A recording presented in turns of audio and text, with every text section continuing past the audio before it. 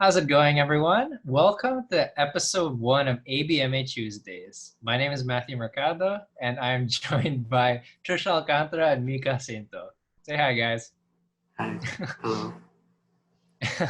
All right, so I guess to preface this podcast episode, I just have to mention first and foremost sort of the state of the world we're currently in at the time of the recording. So this podcast is being recorded in the middle of the coronavirus pandemic, the novel coronavirus pandemic. Um, and so we're currently living in a world that is greatly affected by both public health issues and sort of the socio-political problems associated with the lockdown and quarantine and things like that. And it's been 7 months of that since it first began, like earlier this year. We're still going strong, and it's still expected that this will continue on for a greater part of next year. So, yeah, it's the world kind of sucks. So I guess I just have to start out like this discussion by asking, like, how are you guys? How's the quarantine been? Like, how's everything been?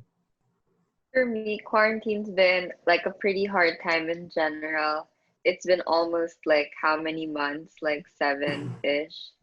And, one of the hardest things about it was we lost a lot of mobility. We couldn't really leave the house and we had to access a lot of things online or just from our homes. Uh, but I think like something that I was able to do was I tried out a lot of new hobbies just to pass the time. I did Coursera courses and I tried baking and gardening as well, indoor gardening. So that's all been fun for me. Oh, that's kind of cool. I mean, yeah, I did a little bit of the Coursera stuff as well, but that's more towards like the beginning of quarantine. I stopped doing that right now, especially with online classes. As for baking and gardening, I haven't been doing that, but my parents have been getting interested in gardening, so I guess that's like a little bit of a craze or a little bit of a trend now in the pandemic situation. How about you, Mika? What's it been like? Yeah. I've been stuck in my room watching anime and just playing video games the whole quarantine, the whole 6 months, and I don't feel really good about it. I guess this quarantine ties in well with this buzzword we have with our discussions, subjectivity, which stop laughing. I wasn't laughing. Okay, so subjectivity, which we see a lot in the Noft and Friedman readings, it's basically just like how an individual makes sense of the world unique to their experiences and to like to the realities that surround them.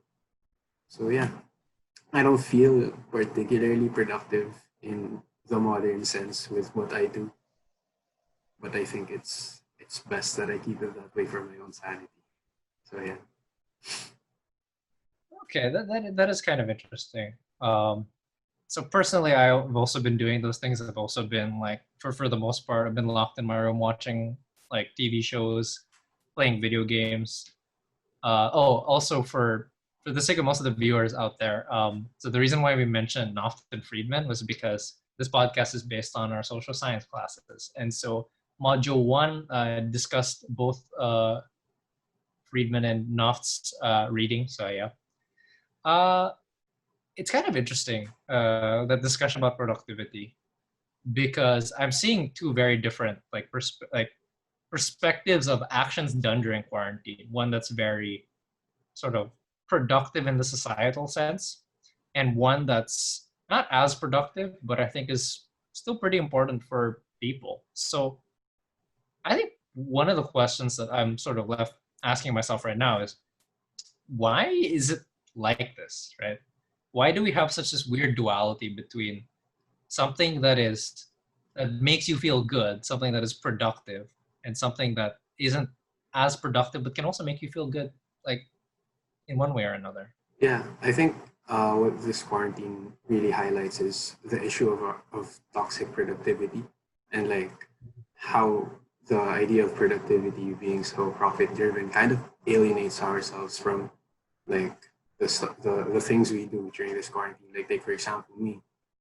Uh, I've been sitting at home watching Netflix, playing video games, whereas Tisha, she's been doing productive stuff, or what we would consider as productive, like baking, tending to her plants, or even studying.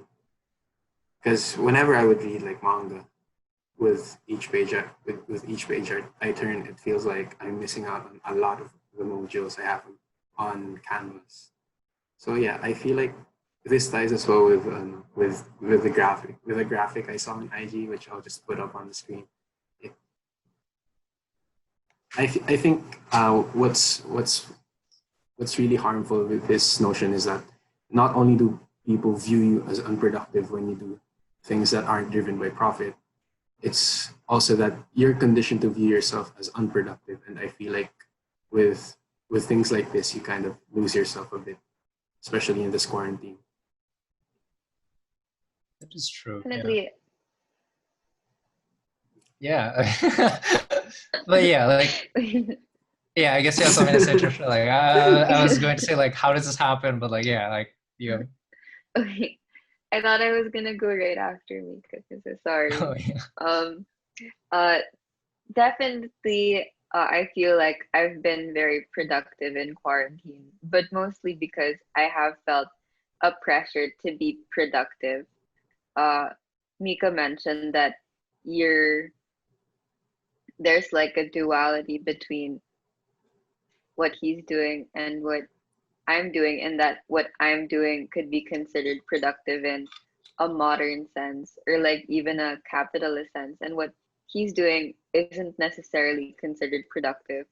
And the main reason what he's doing isn't considered productive is because what he's doing won't earn him money eventually.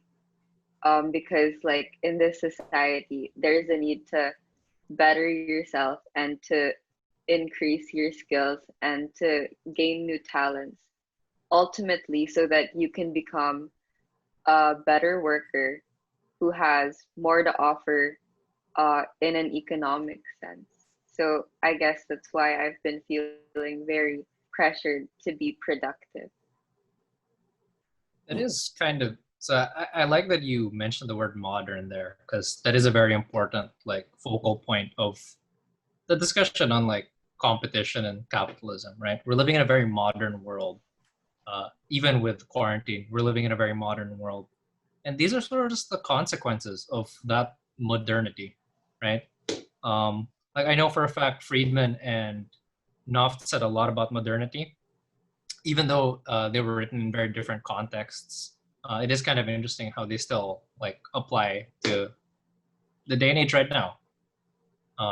Especially considering the fact that like pre-modern world, we didn't have to deal with any of this like pressure to compete when we grow up or the pressure to find good jobs or make livelihoods. I don't know. Like, what do you guys think about that?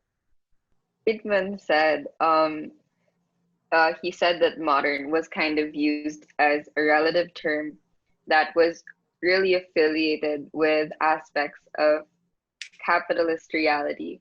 And that's why people are so quick to associate one with the other or even like conflate them in saying that like capitalism really is the driving force of modernity, and it's kind of helped produce a lot of cultures that are prevalent in society, such as toxic productivity, that has kind of been so ingrained in us that we think that it's the truth when it's really like this is just something that's come with modernity and it's come with this new capitalist reality that we're living in.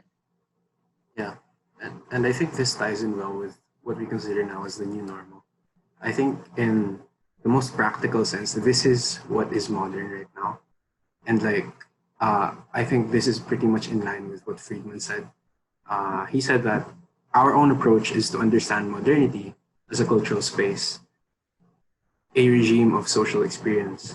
So like viewing the context of the pandemic and the quarantine and how it affects us as individuals, I feel like what is highlighted the most is this notion, as Trisha said, this notion of toxic productivity. Like it does make a lot of sense. Modernity has a lot of its benefits. It's the reason why we have computers or why we have this podcast or why we even have classes in the middle of a pandemic online, albeit. Um, but yeah, it also has a lot of disadvantages. One of them is just, yeah, the fact that the generation that we are currently in is one that's like extremely pressured to get stuff done on a daily basis, and as opposed to like taking a breather or doing the things that we enjoy, even though they might not be seen as too productive. So I guess the one last question I have for this discussion, since we are running out of time, is like, what do you guys think? What do you guys think is going to happen once the pandemic is over? What does the post-pandemic new normal look like? Especially when considering things like interests and hobbies and overall productivity. Well, I'm not so sure about that because, these ideas of toxic productivity, individuality, and competition, they've existed for like a really long time already. And at this point, it's so hard for me to imagine life without them. But what do you think? Yeah, I think echoing from what Trisha said, if any, I think we can just be hopeful.